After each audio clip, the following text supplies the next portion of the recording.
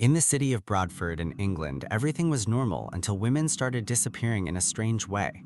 But the police didn't know that the person responsible for all the disappearances was this man who looked calm and acted normal, and he was a postgraduate student in criminology. So who was this person, and what is the story of Stephen Griffiths? Stephen Griffiths was born in 1969 in England, and there was nothing strange or unusual about him or his personality. His mother and father were normal people, and their marriage was stable, but that stability wouldn't last forever because they separated. Stephen was very close to his father, and his reaction to his parents' separation wasn't good because his behavior started becoming strange. As time passed, he became considered odd, like collecting knives and always talking about violence with the children at school. It became clear that he was different from the others, and he became isolated and difficult for anyone to talk to or deal with. People also noticed that his behavior toward animals became cruel. One time, while he was in the garden of their house, the neighbors saw him hunting birds, shooting them, then cutting them into pieces with a knife. This violent behavior has been seen in more than one serial killer because some of them start with sadistic tendencies toward animals, then those urges develop into something bigger, like humans. But the thing that made Stephen different is that he didn't live a difficult childhood like most criminals, nor did he receive bad treatment from his family or parents. On the contrary, they loved him very much. But Stephen had enough freedom to develop his urges without anyone confronting him or monitoring his behavior, so little by little these actions grew as he got older. One of the things Stephen enjoyed since childhood was that he had a high IQ, and his father made sure to send him to a private school and had to pay them £9,000 annually.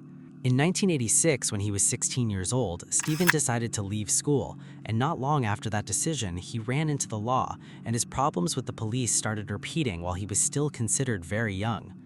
For example, when he was 17 years old, he stole from a supermarket, and the supermarket manager tried to stop him, but Stephen pulled out a knife and slashed his face with it.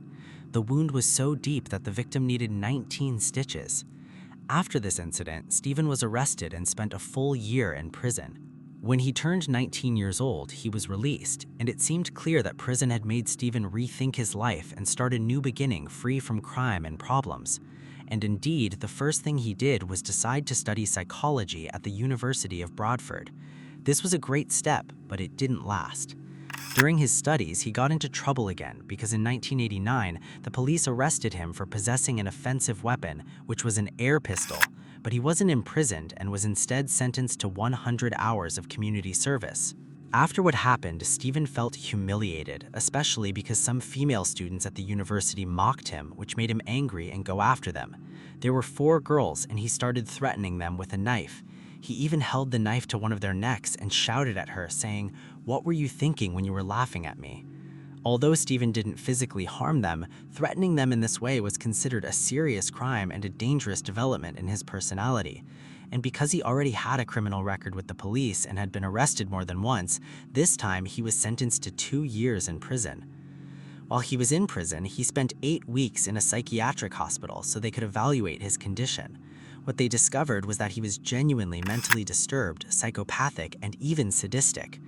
The psychiatrist evaluating him said Stephen seemed to enjoy the idea of killing and mutilating people, which was a clear indication that he was mentally unstable and could be dangerous to society. Psychopaths are people who are essentially emotionally empty. They don't have the same range of complex feelings that the rest of us do. They tend to lack remorse. They have a shallow affect, a kind of a shallowness of feeling.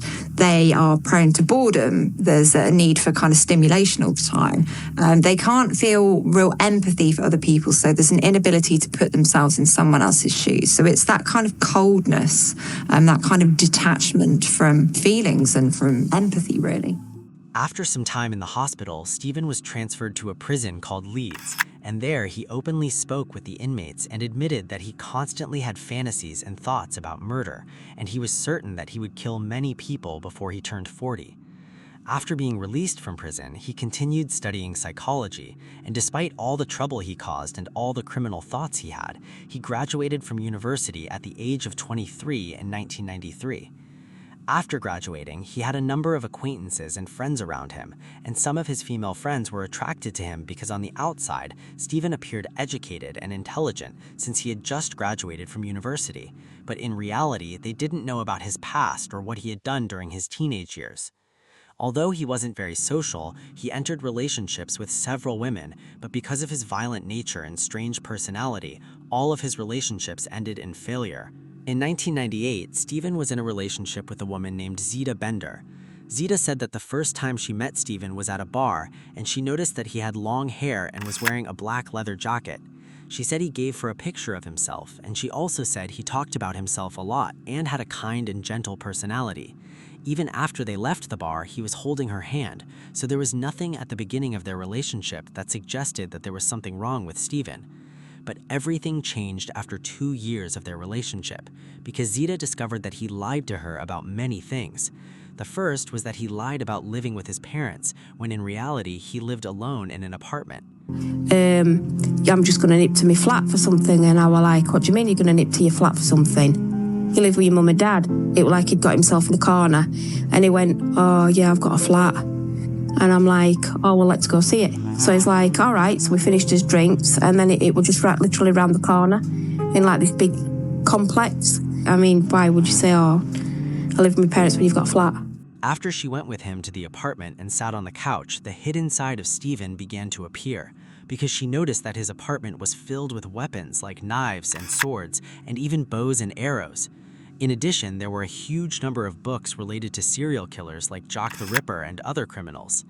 At that moment, Zita was shocked by the things she saw, and Stephen told her he was going to make her a cup of tea, but she started making excuses and told him she had to go home because she was beginning to feel dizzy. And indeed, Zita managed to leave the apartment, and the next day she ended her relationship with Stephen. If we look at the situation from another perspective, Zita knew that Stephen studied psychology, so naturally the many books related to serial killers could have been for studying and analyzing their criminal and psychological behavior. But what frightened her wasn't the books. She was scared and shocked by the things she saw.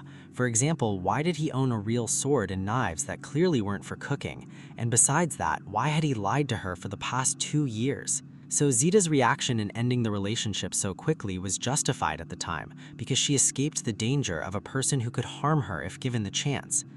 At the same time, Stephen reached the age of 35 and decided to continue his studies in psychology so he could earn a PhD from the University of Bradford. This somewhat gave him a shield of protection, because who would imagine that someone studying psychology and criminal behavior could himself be a complex criminal personality? But in reality, his studies were an obsession with criminals because he wanted to know more about them and became deeply attached to their personalities. Even his doctoral thesis was related to murders that occurred during the Victorian era, discussing the deadly violence that happened during that period.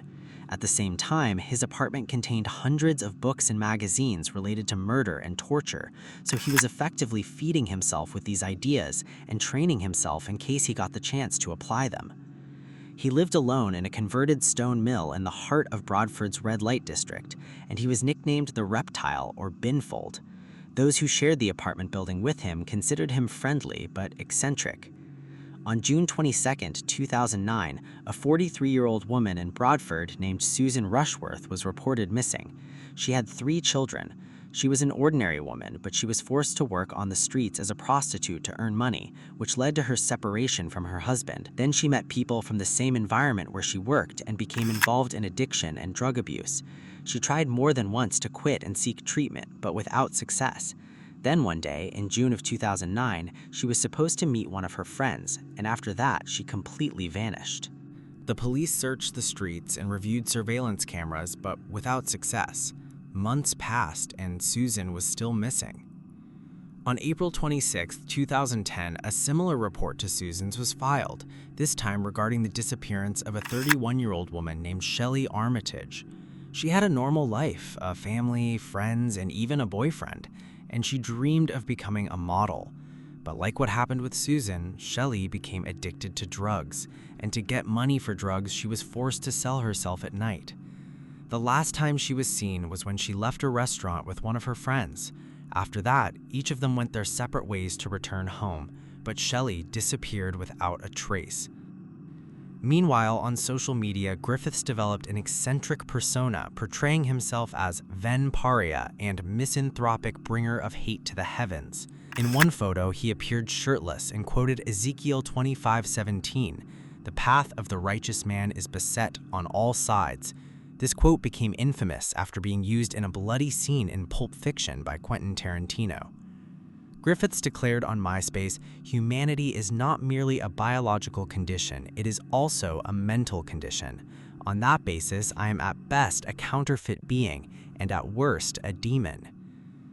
As you saw, Griffiths' personality was never clear and his mental state was unstable from the beginning. As the investigation into Shelley's disappearance continued, a third woman disappeared. She was 36 years old and named Suzanne Blamires. Suzanne Blamires had somewhat lived a normal and good life because her father was a businessman and she studied at a private school. After graduating, she studied nursing at university. Everything in her life seemed normal and fine, but for some reason, she entered the world of drugs and drug dealing and also became addicted. On Saturday, May 22, 2010, she was returning home after finishing work, and some of her friends expected her to come back, but she disappeared without a trace. What was different about Suzanne's disappearance was that the police wouldn't wait long before finding evidence. On Monday morning in May, a caretaker at Homefield Court was reviewing surveillance footage from the weekend and saw Suzanne running in terror from Griffiths' apartment before collapsing unconscious. Griffiths disappeared from sight, then returned moments later carrying a crossbow. He aimed the weapon and fired an arrow at Suzanne while she was unconscious. The arrow pierced her head before he dragged her lifeless body down the hallway. If we go back and look at the scene from the beginning, Suzanne and Stephen were walking together, but she realized that the man she was with might put her in danger, so she immediately ran away while he chased her with the weapon he had. He managed to hit her with the arrow, drag her body, and take her back into the apartment. And it didn't stop there, because he walked close to the surveillance camera and raised one of his fingers mockingly, showing that he didn't care.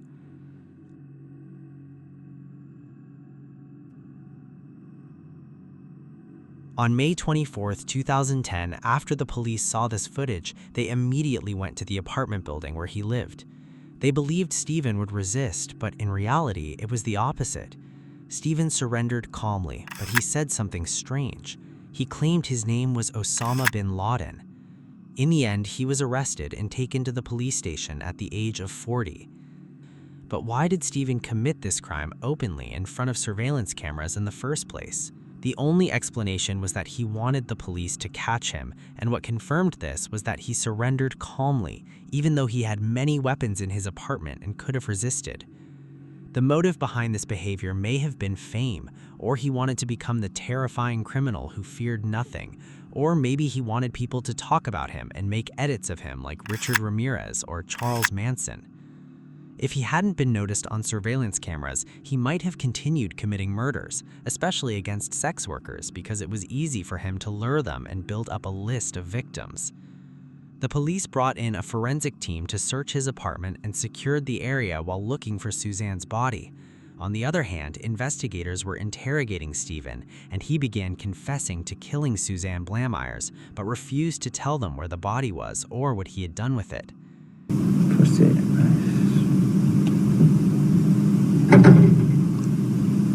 Why did you feel the need to kill her? I don't know. I don't know if you killed someone to kill yourself or killed parents. I don't know. There's slight deep issues inside me. So why did you feel the need to kill any of the girls? Pardon? I don't know. But on May 25th, just one day after his arrest, someone found a backpack floating in a river only 5 miles from Stephen's apartment. When the person opened the bag, they found a woman's head inside. The head belonged to Suzanne Blamires, and the arrow that had struck her was still lodged in her head. After the report about the backpack, the police immediately went to the river and sent divers to search for the rest of the body parts. They found tools in the river believed to have been used to dismember the body, and the news quickly spread across newspapers and television. What he exactly did to Suzanne was that after shooting her with the arrow and killing her, he took her to his apartment and began dismembering her body in the bathroom, then placed some of the body parts in a backpack. They also found the victim's clothes discarded randomly near trash bins not far from his apartment.